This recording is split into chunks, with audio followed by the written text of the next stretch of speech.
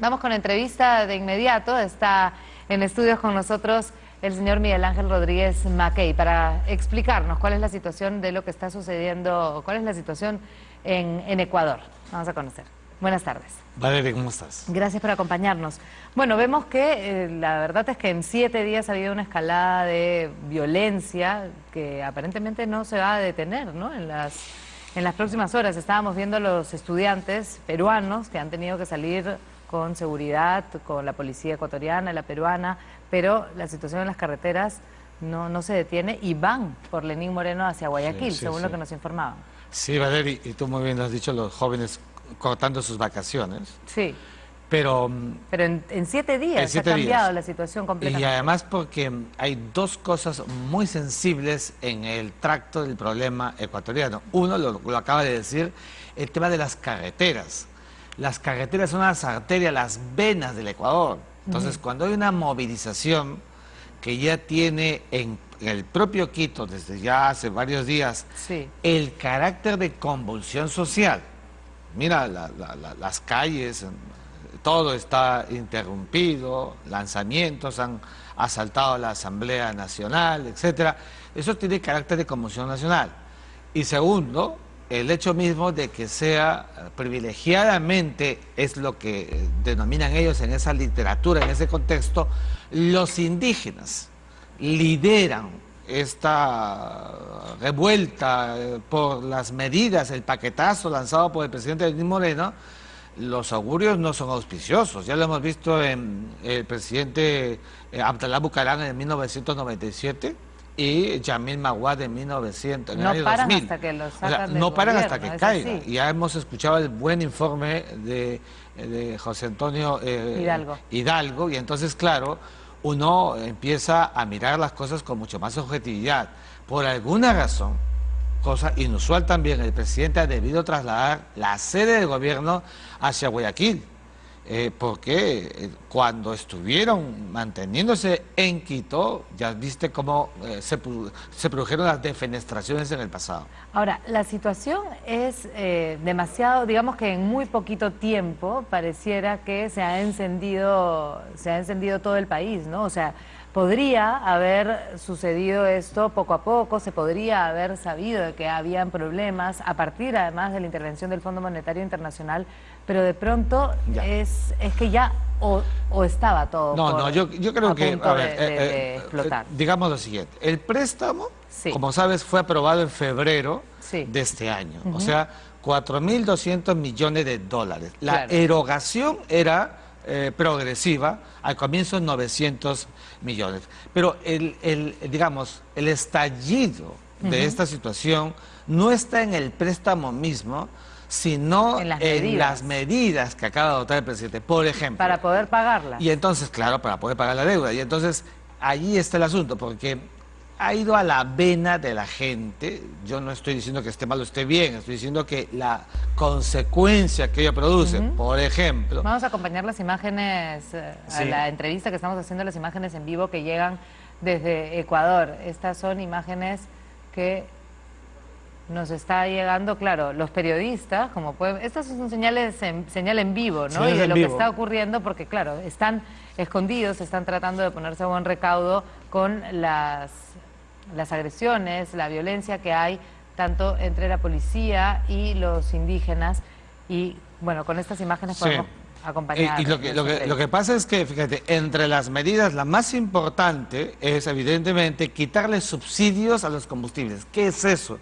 Porque la mañana me estaban preguntando mucho. Subsidios es la ayuda del Estado para que los precios de los combustibles sean menores. Al quitarlos, ¿qué pasa con el precio? Encarece, sube. Es tocar directamente el bolsillo de las personas. Estás tocando el bolsillo de la gente, pero además tocarle el sueldo mensual, quitarle un porcentaje mínimo, es verdad, pero tiene una enorme connotación. Pero no es tan bajo, porque por ejemplo el galón de diésel estaba a 1.20 y ahora está a 2.27, con lo cual se duplica. Y es el extra que más se usa en Ecuador. O sea, todas las medidas que acaba de implementar el gobierno tienen pues un carácter psicológico, colectivo, explosivo. Y por eso hemos visto que se ha presentado todos estos últimos días un conjunto de revueltas que pensábamos que iba a poder tener algún fenómeno descendente. Ahora, es ascendente. La medida de los subsidios es la que directamente toca los bolsillos, pero todavía tienen que, de alguna manera, hacer algunos cambios más en este paquete de ajustes económicos que va, digamos, bueno, si pueden continuar finalmente haciendo cambios desde el gobierno. Yo creo que el presidente, fíjate, yo creo que el presidente, si digamos, él cree que puede volver a un statu quo de situación, la veo muy difícil, tiene que negociar. No puede mantener una posición, aquí no vamos a parear, hay un estado de excepción, hay toque de queda en Ecuador.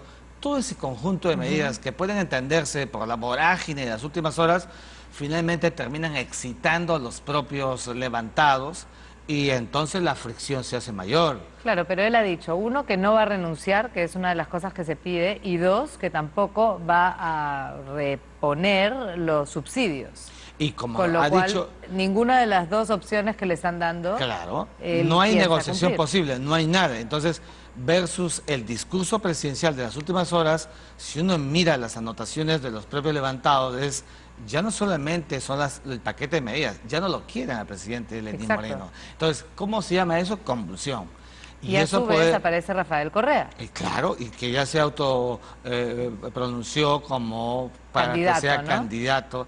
Estas situaciones de vulnerabilidad, Valerie, son aprovechados por contextos que muy bien pueden, en una coyuntura como esta, sacar algún resultado. Recuerda que el propio Rafael Correa fue el mentor del propio Lenín Moreno, claro, su aliado político, vicepresidente. así es, y convertido luego en estos 2 últimos años en su mayor enemigo político. Hay incluso una orden contra el propio expresidente Correa, de manera que creo que aquí hay elementos endógenos, los propios campesinos, los propios indígenas, que son 7% de la población ecuatoriana. Estamos hablando de 1 millón de personas, se han levantado cerca de 5.000, 7.000, y esto puede llegar a más, y los elementos exógenos. Pero 5.000, 7.000 no, porque se calculaba que llegaban 20.000 ayer. 7.000, 5.000 los que comenzaron, y en el tramo hasta el día de hoy van 25.000. Claro. Y del millón que constituye toda la población indígena ecuatoriana, que dicho sea de paso, hay que decirlo, Valerie, es en América Latina la porción indígena más recalcitrante, más dura. ¿Por qué? Y esto viene de los tiempos de virreinato, no se está diciendo. Siempre fue la más resistente, siempre fue la más la porción de indígenas ecuatorianos. La porción indígena ecuatoriana más recalcitrante en aceptar reglas.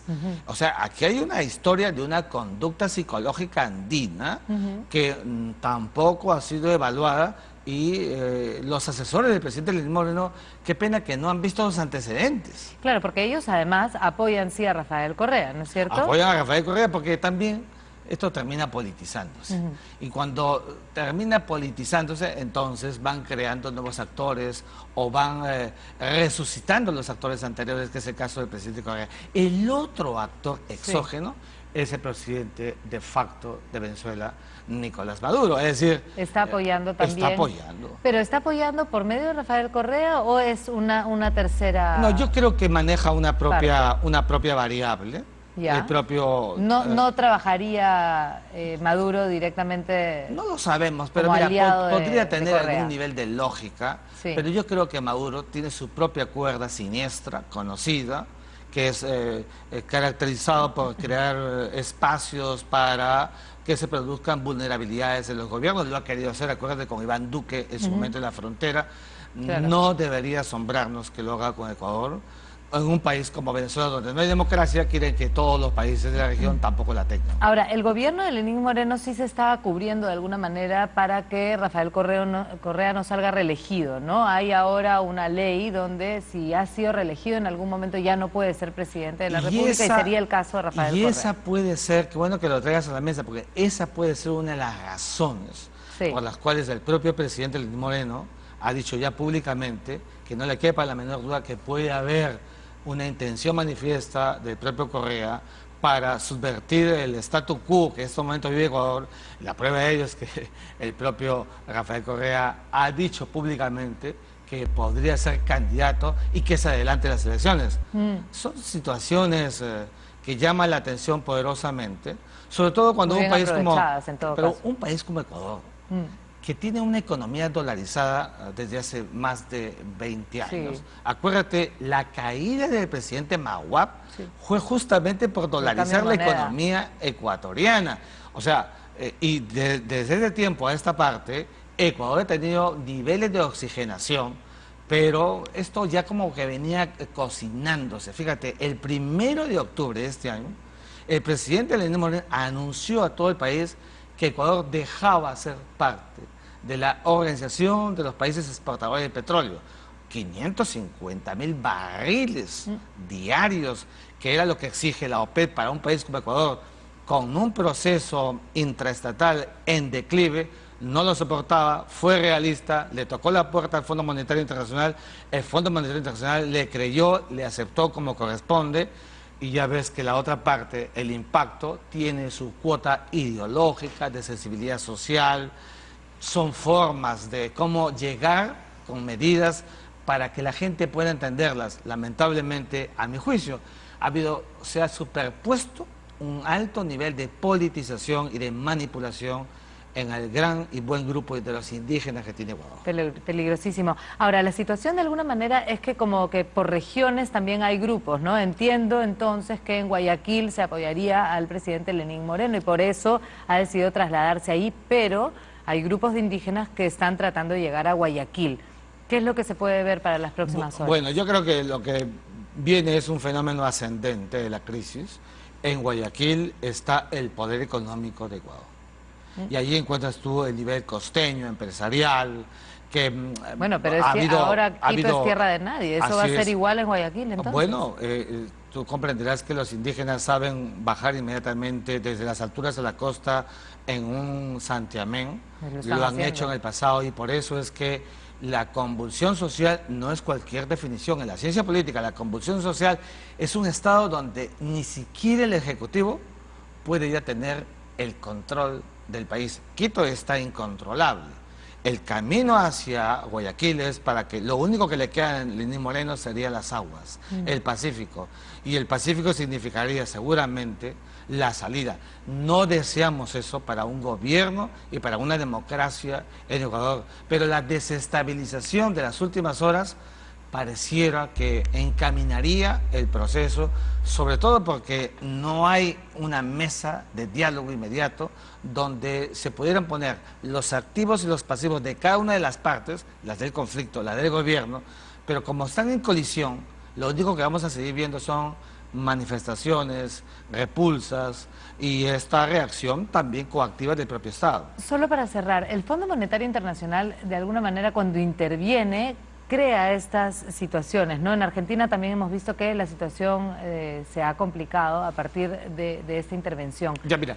Es ese punto donde se le necesita, pero luego finalmente puede causar dificultades. Pero yo aquí traigo un tema que siempre lo digo en las clases, y no debería ser, pero el Fondo Monetario Internacional, que tiene pues dinero para auxiliar a países, estados, también ha sido visto como el monstruo, como el patito feo de la región, el que presta dinero, pero sabemos para qué lo hace.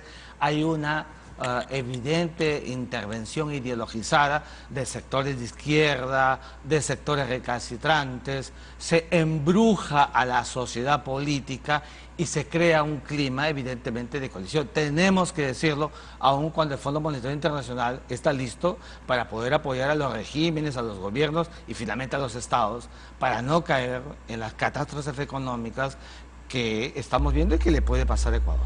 Muy bien. Muchas gracias, Miguel Ángel Rodríguez Maquella ha estado con nosotros.